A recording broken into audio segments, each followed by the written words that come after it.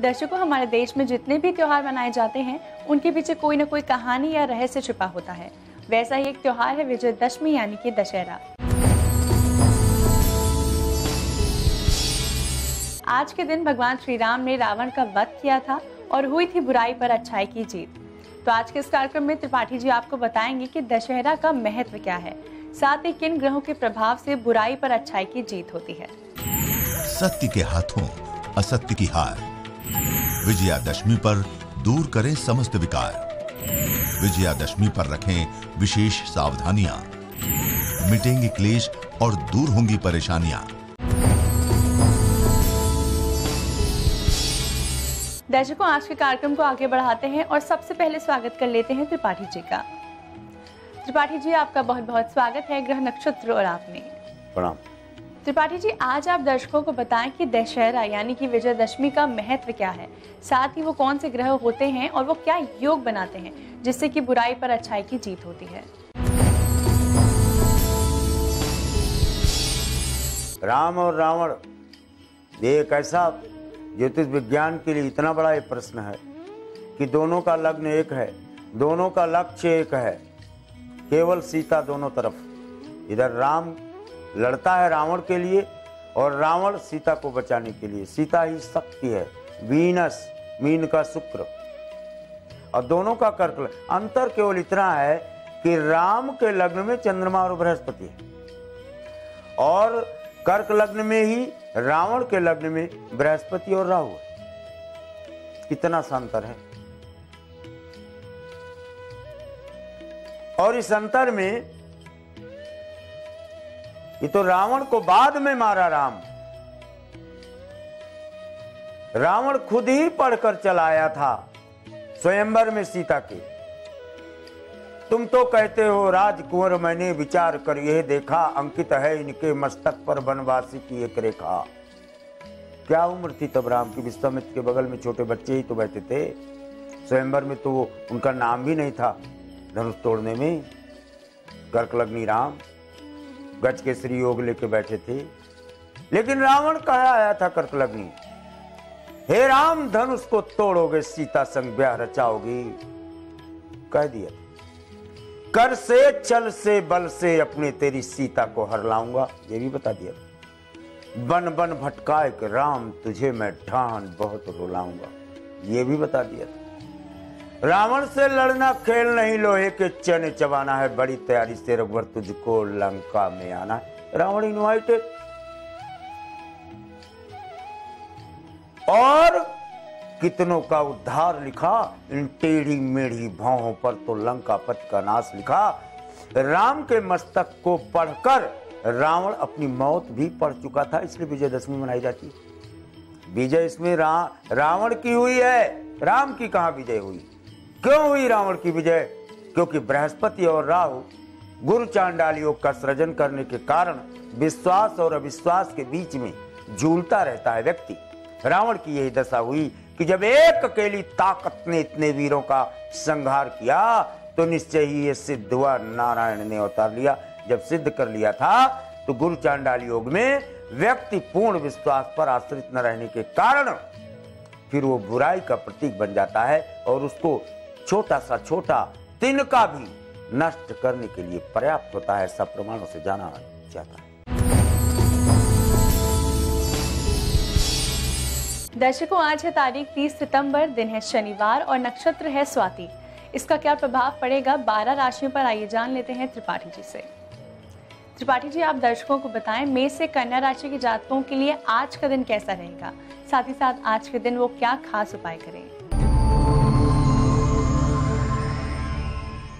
देखिए संजोग, देखिए कि उत्तराषाढ़ा नक्षत्र देवताओं का है। छीणे पुंडे मृत्युलोकम विसंते, देवता ही आज के दिन जन्म लेते हैं इस नक्षत्र में। तो देवता जन्म नहीं लेते, मानव शरीर तो उनको मरणशील शरीर प्राप्त हुआ, लेकिन देवता थे, पुण्य खत्म हुआ, वाटिका एटीएम खाली हुआ मृत्युलोक में। लेकिन श्रेष्ठ जना प्राइम मिनिस्टर के घर में जन्म लेंगे, बहुत बड़े धनाढ़ के यहाँ जन्म लेंगे, राजा के यहाँ जन्म लेंगे। ऐसे उत्तराषाढ़ा नक्षत्र में लोग जन्म लेते हैं। और देखें जरा, नक्षत्राधिपति चंद्रमा मकरस्थ होकर क्या देता है आज 12 राशियों को? मेष।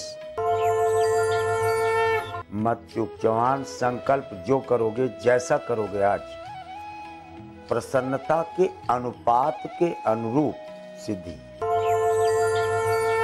खूब व्यस्त रहोगे समागम में, लेकिन संपत्ति या धन का चिंतन बरकरार रहता है। मिथुन। कार्याधिक्य चाहे जितना हो, लेकिन आज मन में सोचा हुआ प्रातःकालीन कार्य सायंकाल तक सिद्ध हो जाता है। कर्क। प्राणायाम योग भले न हो पावे, लेकिन व्यायाम या शरीर पर आज ध्यान देना बहुत आवश्यक है, क्योंकि आफ्टर ऑल कर्क इज वाटर। सिंह। धनु राशि वाले से आज दोस्ती मत करना और दुश्मनी भी मत करना, और ये टकराएंगे जरूर, ये ध्यान रखना। और धनु राशि की किसी का राशि जानने की जरूरत नहीं, जिसकी टांगे लंबी हो, थोड़ा टेढ़ी हो, समझ लेना धनु राशि का आदमी है। कन्या। निजी प्रयोजन के निमित्त झूठ न बोलना आज। दूसरों के लिए बोला हुआ झूठ, दूसरों के प्राण बचाने के लिए बोला हुआ झूठ सत्य के तादृश माना गया है, ध्यान रखा जाए। वक्त है जानने का अंतिम 6 राशियों के बारे में। तुला से मीन राशि के जातकों के सितारे क्या कहते हैं, कैसा रहेगा उनका आज का दिन, साथ ही आज के दिन वो क्या खास उपाय करेंगे। अन्य स्थितियां अगर सामान्य रही तो आज किसी अच्छे व्यक्ति से मुलाकात कर अच्छी पृष्ठभूमि बनती है आपकी। वृश्चिक। अच्छा संदेश प्राप्त होता है और अच्छे संदेश के माध्यम से प्रसन्नता की लहर दौड़ती है। परम स्वतंत्र न सिर पर कोई भी आज नहीं है मेरे ऊपर, मैं जो बोलूं हाँ तो हाँ, मैं जो बोलूं ना तो ना, यानी डिक्टेटरशिप का भाव आज विद्यमान रहता है, तानाशाही जैसा। मकर। यौगिक क्रियाओं के अंत में लिया जाने वाला भोजन आज पाचनकारी नहीं रहेगा।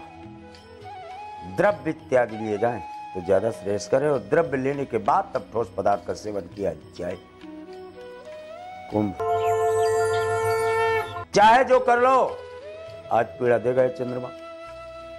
पैरों में, मस्तिष्क में, कहीं न कहीं किसी कारण कोई पीड़ा देगा, ध्यान रहे। दूध के चंद्रमा का ध्यान किया जाए। मीन।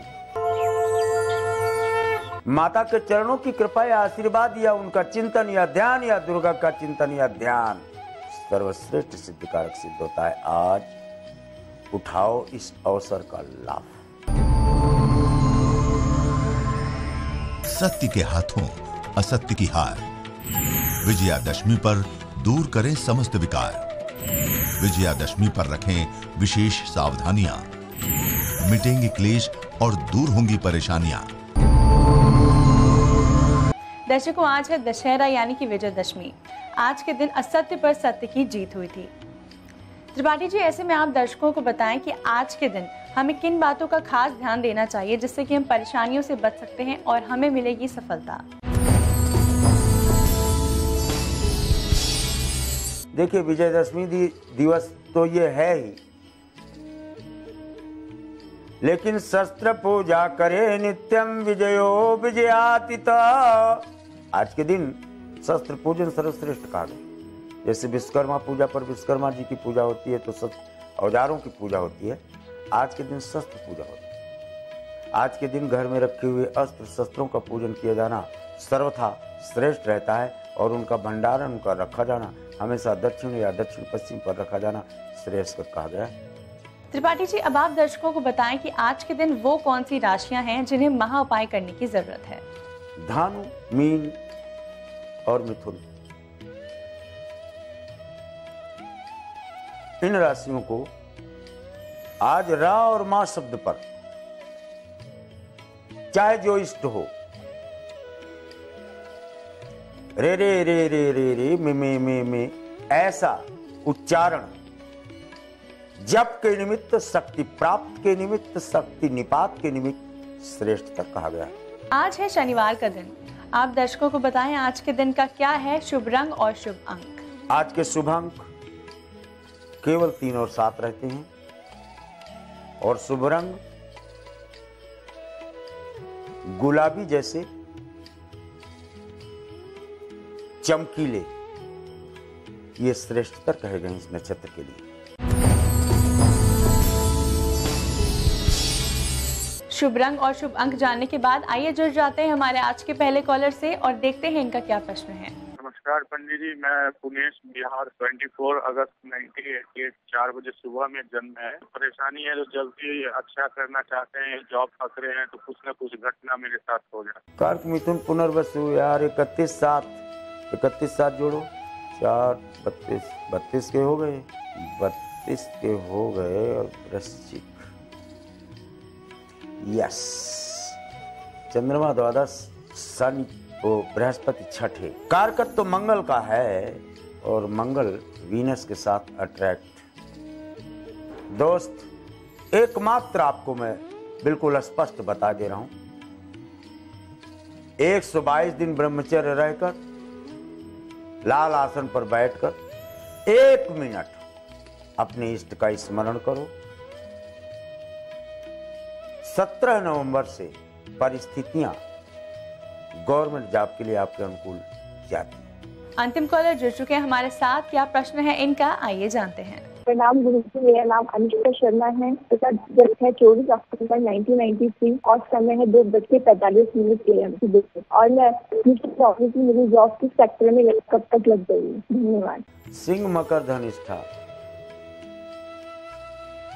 मकर ड्राइंग रूम में शनि का, मीटिंग हॉल जैसे स्थानों पर जहां नोट गिनी जाए, टैक्सेशन डिपार्टमेंट हो, बैंकिंग सेक्टर हो, इसमें आपको जॉब मिलता है। इन्हीं दिशाओं में आप अपना योगदान प्रस्तुत करें। और एक बात बताएं आपको, यू आर बॉर्न इन 1993, 26 वर्ष 2 दिन जब आप होते हैं तब आपकी जॉब की स्थितियां सिद्ध होती हैं। दर्शकों, चलिए सबसे पहले भावना जी का स्वागत कर लेते हैं। भावना जी, आपका बहुत बहुत स्वागत है हमारे इस कार्यक्रम में। नमस्कार। भावना जी, ये तो हम सब जानते हैं कि पेड़ पौधों से हमें कितने ही लाभों की प्राप्ति होती है। आज आप दर्शकों को बताएं कि घर में हमें कौन सा पेड़ पौधा लगाना चाहिए और उससे हमें किन लाभों की प्राप्ति होती है। कई बार हमारे घर में कई तरह की परेशानियां आती हैं और हम ये सोचते हैं कि ये परेशानियां, ये दिक्कतें किस वजह से आ रही हैं। आज मैं आपको बताऊंगी कि आप घर में अगर प्लांटेशन करते हैं, घर में पेड़ पौधे लगाते हैं, तो उसको आप किस तरह से लगाएं, किस डायरेक्शन में लगाएं, कौन से पौधे आपके घर में लगाना लाभकारी है, कौन से पौधे आपके घर में नेगेटिविटी क्रिएट करते हैं, यानी कि नकारात्मक ऊर्जा छोड़ते हैं। तो चलिए सबसे पहले शुरुआत करते हैं उन पौधों के साथ जो आपको घर में लगाना बेहद ज़रूरी है, जो आपके लिए लाभकारी है। सबसे पहली चीज़ कि घर में तुलसी का पौधा होना बेहद ज़रूरी माना जाता है। ऐसा कहा जाता है कि तुलसी जो होती है वो त्रिदोष मानी गई है। आयुर्वेद में जो वात, पित्त और कफ से जुड़ी हुई जो बीमारियां होती हैं, अगर आपके घर में तुलसी का पौधा है तो इस तरह की कोई भी बीमारी आपके घर में नहीं आती। साथ ही साथ में सुख और समृद्धि का भी वास होता है। इसी के साथ साथ आंवले का पौधा अगर घर में आप लगाते हैं तो किसी भी तरह की कोई भी बीमारी नहीं आती और साथ में जो कलह कलेश है वो भी आपके घर में नहीं आता, क्योंकि आंवले के पौधे में भगवान विष्णु का वास होता है। श्वेतार यानी क्राउन फ्लावर को गणपति जी का पौधा भी मानते हैं। ये लगाने से सुख और समृद्धि में बढ़ोतरी होती है। अगर आप बहुत ज़्यादा कर्जे में डूबे हुए हैं, आपने लोन्स लिए हुए हैं और आप उसे उतार नहीं पा रहे हैं, तो आपको घर में अनार का पौधा लगाना बहुत ज़्यादा ज़रूरी है। और इसको आप साउथ डायरेक्शन में अगर लगा लेते हैं तो आपका कर्जा बहुत जल्दी उतर जाएगा, कर्जे से आपको मुक्ति मिलेगी। इसी के साथ साथ ऐसा माना जाता है कि अगर घर में बहुत ज़्यादा नेगेटिव एनर्जी है, बार बार बिना बात के लड़ाई झगड़े होते हैं या फिर घर के बच्चे बिना बात के चिड़चिड़े रहते हैं, तो घर में अगर आप केले का या फिर हल्दी का पौधा लगा लेते हैं तो आपके घर में जो नेगेटिव एनर्जी है वो बिल्कुल खत्म हो जाती है। और हमेशा इस चीज़ का ध्यान रखिएगा कि जब भी हम केले और हल्दी का पौधा लगाया जाता है तो वो घर के नॉर्थ या ईस्ट डायरेक्शन में आप लगाएंगे तो अच्छा रहेगा। अब आप दर्शकों को बताएं कि वो कौन से पौधे हैं जिन्हें हमें घर में भूल कर भी नहीं लगाने चाहिए, जिन्हें लगाने से हमें समस्याओं का सामना करना पड़ेगा। घर के जितने भी पौधे, घर या गार्डन आपका है तो उसमें जितने भी पौधे आप लगा रहे हैं, कई बार हम बिना सोचे समझे लगा देते हैं। आप इस चीज़ का खास तौर पे ध्यान रखें कि हमेशा घर में लगाए हुए पौधे इवन नंबर्स में होने चाहिए। उनकी जो गिनती होगी वो हमेशा इवन नंबर्स में होगी। इसी के साथ साथ अगर आपने घर में बोनसाई प्लांट्स लगाए हुए हैं, कई लोगों का शौक होता है कि बोनसाई प्लांट्स जो हैं वो घर में लेकर आ जाते हैं, लेकिन ऐसा करने से घर के जो मालिक होते हैं या घर के जो बच्चे होते हैं उनको नुकसान पहुंचता है, क्योंकि आपने देखा होगा जो बोनसाई प्लांट्स होते हैं उनकी ग्रोथ बहुत कम रहती है। इसी तरह से जो घर के बच्चे होते हैं और जो प्लांट्स होते हैं उनका सीधा इफेक्ट हमारे घर के बच्चों पर आता है या जितने लोग उस घर में रह रहे हैं उनके ऊपर आता है।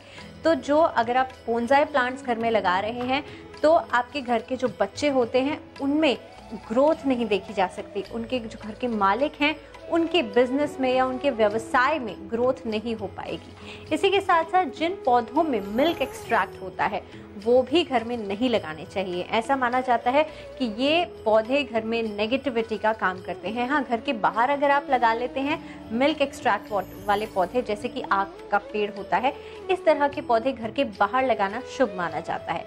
इसी के साथ साथ कैक्टस के पौधे कई बार लोग घर में लगा लेते हैं, लेकिन कैक्टस भी घर में लगाना वर्जित माना गया है, क्योंकि अगर आप कांटे वाले पौधे अपने घर में लगा रहे हैं या मान लीजिए घर की बाउंड्री के अंदर भी लगा रहे हैं तो वो आपके घर में कलह कलेश या नेगेटिविटी का कारण बन जाते हैं।